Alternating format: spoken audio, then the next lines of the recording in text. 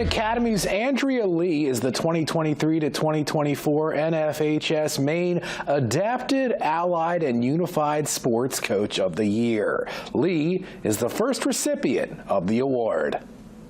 This certificate is not just about me. It is about every single person that I've ever coached.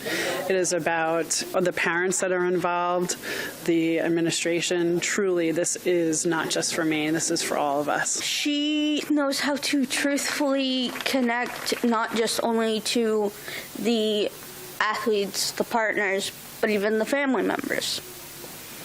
And I think it's just obvious because her personality is amazing.